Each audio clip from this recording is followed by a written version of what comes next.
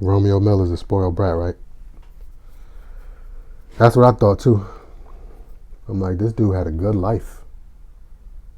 He had a good life. And you're gonna get on social media and shit on your father like that? I'm like, damn, that's a grimy little dude, man. Then I read what he had to say, scrolling through Facebook a few minutes ago. And I read that he says all the artists his father had, he paid all of them. And why did he pay them all? So that his name would stay clean in the streets. You know who he robbed? According to Romeo, he robbed C Murder, Silk the Shocker, and Lil Romeo ain't see nothing more than like a gift, maybe cars or whatever, stuff like that. He didn't get none of the money from all that work he put in. At first, I was still thinking like, you know what? He should have kept that in-house. Like, he still shouldn't have brought that to social media. Then when I thought about it more, I realized, how do we know that that's not where it started at?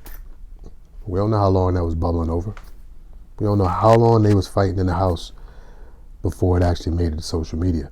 Now, some of y'all is going to say like, yo, he still should have kept it to himself no matter what. And I dig you. I feel you on that. I'm going to give you a little story, right? There was this dude, right? And he had a paper route. He was young. He was like maybe 12, 13 years old. He had a paper route. And he used to deliver papers, go out there getting that money. And back when he was delivering them papers, the people who were getting the newspapers used to pay this kid directly in his hand. So he had to collect the money, and he had to take the money back and save it until the end of the week and pay the paper company their portion, and he'd keep his, right? So after a couple weeks of doing this, the jar he was keeping his money in, he went back to the jar. He noticed the jar empty. At first, the jar was kind of short. Then after a while, the jar was just straight up empty, right? So the kid didn't know what the hell was going on, looking everywhere for his money, like, damn, I know I put it in there.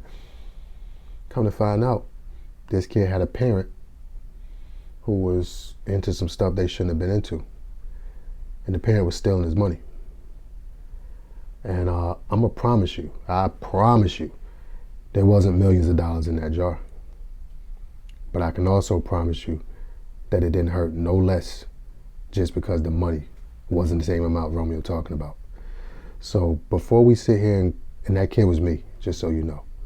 So before we sit here and say that Lil Romeo he's a spoiled brat, he has such a good life, and this and that and this and that, that parent I speak of, that parent is well liked and well respected.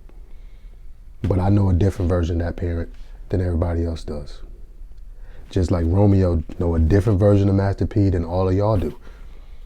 So before you hang him out to dry and, I don't care, I still wouldn't have said anything. Man, I'm going to tell you, I was at a point where I almost did the same thing he did. I almost went to social media, tagged a couple of our family members in a video, and told my story. The story of my life that a lot of people probably don't know. Because, I mean, when you fight that battle behind the scenes for a long time, at some point in time, it just spill over. And who's to say when it's going to spill over? You don't know. I mean, this boy came into the game, what was it? Was he even a teenager when Master P started with the Lil Romeo stuff? I think he was in single digits. He might have been, 7, 8, 9, 10? He was a young boy. So anybody who's saying why he wait so long, like if he had came out with it last year, what you would have said?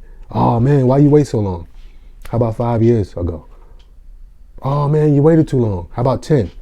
Oh, why you put up with that for 15 years? 20 years ago, he was what, still a teenager? When was he supposed to come out with it? You don't know how long he's been fighting that internal battle, man. And I'm not saying that what he's saying is true. But if what he's saying is true, people out here jumping down Romeo's neck, right? Jumping down his neck for putting his father out there for not paying him through all those years. The same man that paid all these other strangers. Like, this is the type of shit that make you respect Puff Daddy. At least the niggas he was robbing, he wasn't family with none of them cats. He was going up shaking their pockets down.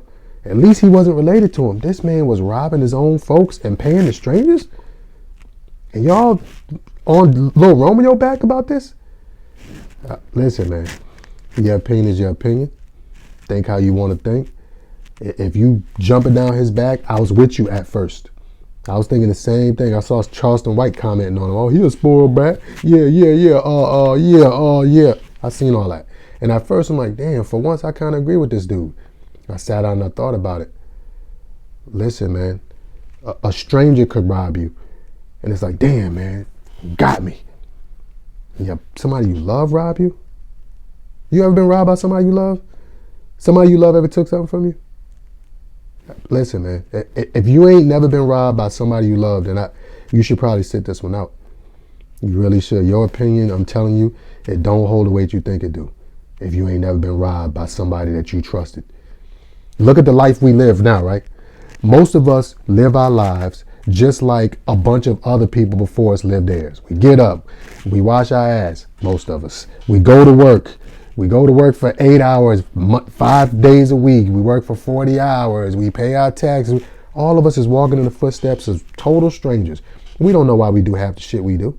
Well, we do know. We do it because some other folks for years and years and years before us been doing it. We follow the lead of strangers. How can you be mad at that boy for following the lead of his father? You understand me? Don't you realize that before he could speak out on being robbed, he had to know and understand and accept the fact that he was being robbed first? You get that part, right?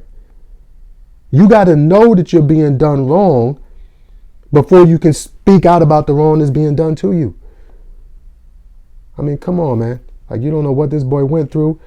I mean, I was reading in some of the comments that Master P did some shit like having him speak out against their mother, and Lil Romeo's sister was on drugs.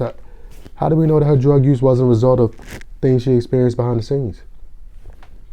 None of y'all never went through no internal shit in your crib that stayed behind closed doors, that if it got out, it might make some of y'all up in the house look, kind of dicey.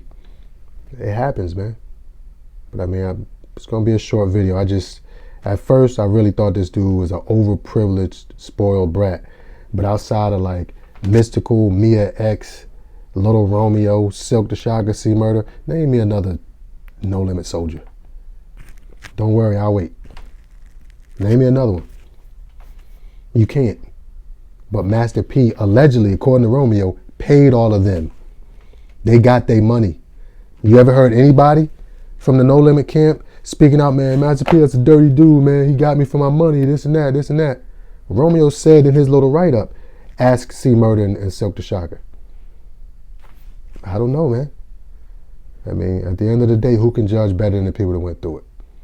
But whatever the case may be, short video, man. Leave your comments in the description. But what y'all think about it? Do y'all have a stronger opinion against Romeo for speaking out or against Master P for robbing his own son?